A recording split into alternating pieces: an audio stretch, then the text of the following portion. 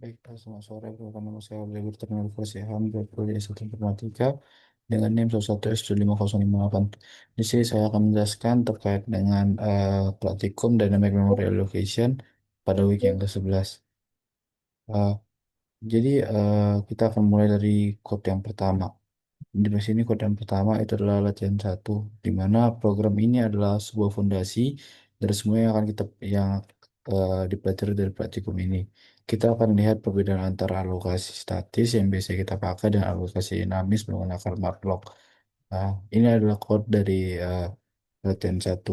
Jadi, eh, di sini kita pertama include studio itu untuk karena ini adalah sebuah header dan biasanya ini tuh wajib dipakai untuk kalau pada matlock and free. Lalu eh, saya sih menggunakan array dinamis sama dengan nol. Ini itu tuh bukan array biasa, namun ini adalah pointer yang nanti akan menunjukkan ke blok memori yang kita minta. Nah, jadi di sini eh, saya memiliki satu baris yang paling penting juga untuk codingan ini, yaitu pada baris yang array dinamis integer matlock ini.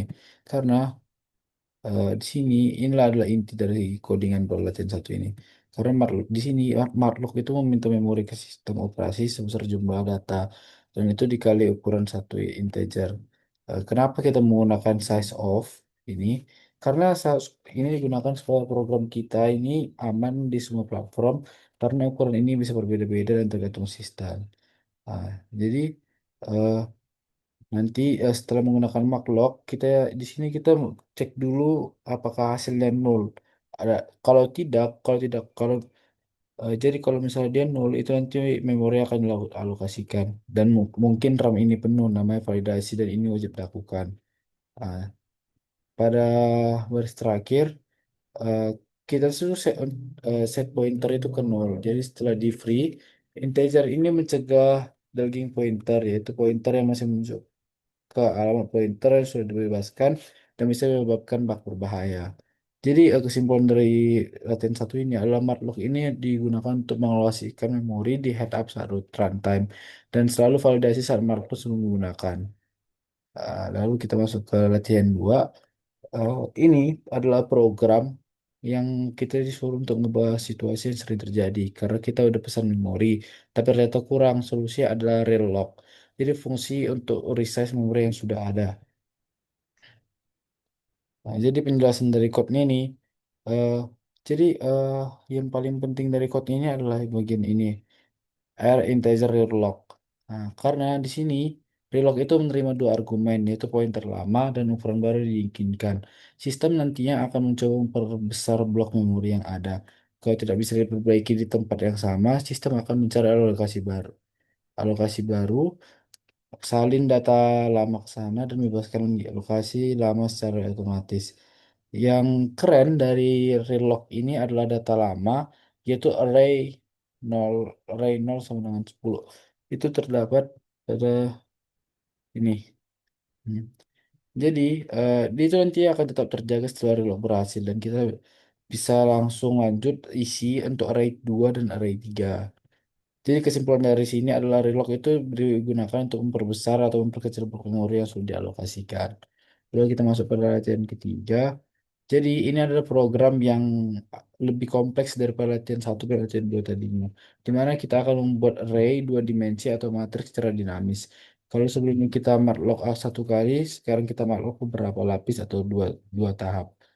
Jadi yang paling penting dari sini itu adalah pada bagian matriks matlock ini. Karena di sini kita ini menggunakan size of karena bukan size of integer bintang kayak gini. Bukan size of integer aja. Kenapa? Karena kita ini array di sini ini berisikan pointer, bukan array yang berisi integer langsung. Lalu untuk highlight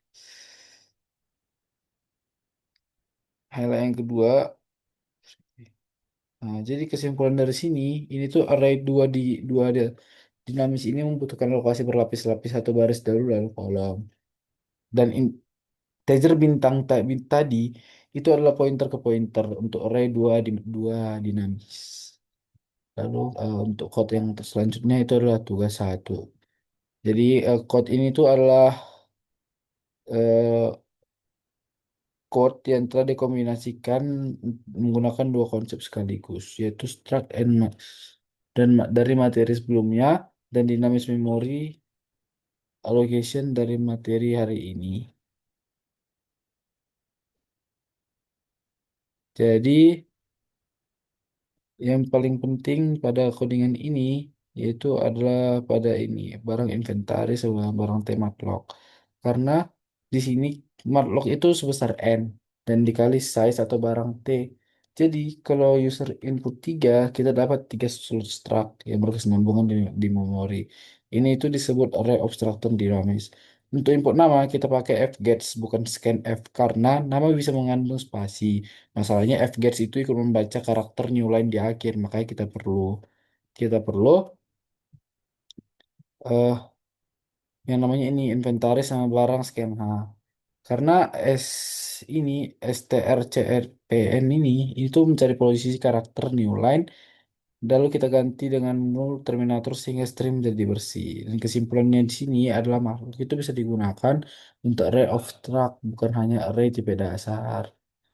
Nah, lalu kita lanjut ke tugas kedua. Jadi ini tuh adalah gabungan dari latihan tiga dan dengan fitur-fitur tambahan. Karena ukuran matriks ini bisa lebih fleksibel dan kita bisa mengatur berapa nanti ukuran matriksnya di sini. Jadi di sini yang paling penting itu adalah bagian ini. Ini sampai sini. Nah, karena ini tuh adalah error handling yang lebih baik. Jadi kalau matlock itu untuk baris satu gagal, dia tidak langsung return begitu saja. Kita bebaskan dulu semua baris yang sudah berhasil. Dilokasikan baris nol sampai i sama dengan satu. Baru kemudian keluar dari program. Ini penting supaya tidak terjadi memori letak meskipun program gagal di tengah jalan. Sekian presentasi dari saya. Terima kasih.